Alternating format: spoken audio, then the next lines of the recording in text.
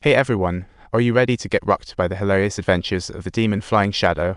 To save Ice Girl, Flying Shadow arrived at Bunny Headman's mansion. Meanwhile, Spirit Detective Yuusha, guided by Little Flame King, found it and fought Flying Shadow to stop him. But Yuusha's powers were no match, his neck held by Flying Shadow's sheath. Flying Shadow claimed he wouldn't hurt humans and left. Bunny Headman had already left the mansion with Ice Girl, heading to Guard Island after Right Minister's invite. The entire island was Left Minister's mansion, where he felt safe, fearless of demons, just to show off. He showed Bunny Headman a monster battle, like a party of a fat goose and long-legged lizard. One punch turned the lizard into a puddle, and after Left Minister told it to play God, Bunny Headman was finally able to relax. But when they opened the box, Ice Girl was gone.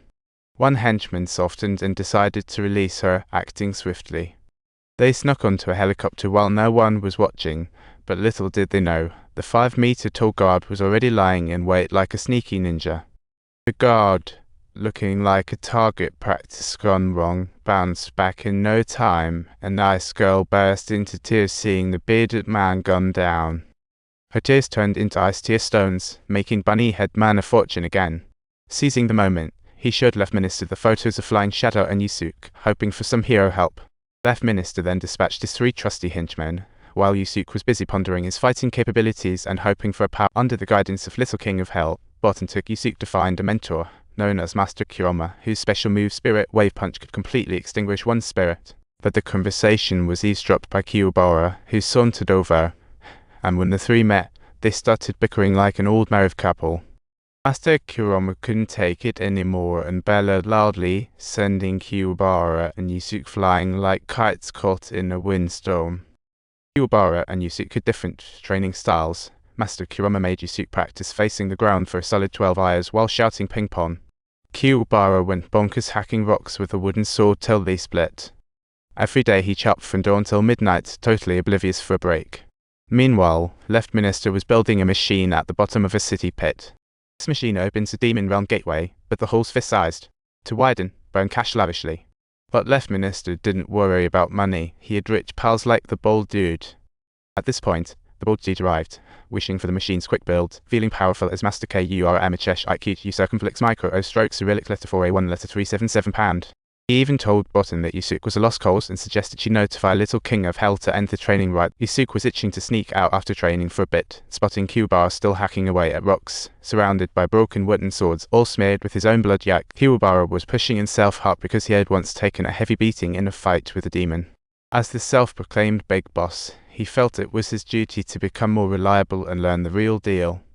Finally, Yuusha watched Kyobara's hard work and thought it was time for him to hustle as well, starting his training. After 14 days of training, Kyobara made progress, inspiring peeping Yuusha. By day 20, Yuusha stood upside down like a pyramid. Master Kurama had Yuusha practice the one-finger Zen, hoping to help him better control his spirit energy. He even allowed Yuusha to try a spirit sphere that was much larger than before.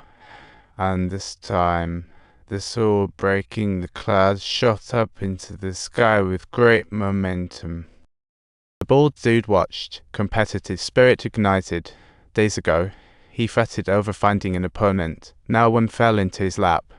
Thus, the Bald Dude waved off Left Minister and departed, but Master Kurama noticed his departure with a keen eye. Clearly, Master Kurama felt dread, knowing his time was short. He gave Yuusha Spirit Light Pearl and told them to end training and descend. Night fell, and Master Kurama sat in his room, waiting for the Grim Reaper to knock.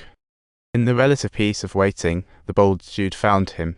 They were once student siblings, but the Bold Dude sold his soul for power like a cheap horror movie villain. The Bold Dude noticed that Kurama handed the Spirit Light Pearl over to someone else, thinking if that was the case, Kurama didn't have to stick around any longer. Right in a split second, the Bold Dude treated Master Kurama to an unprecedented experience of the river meal, if you catch my drift.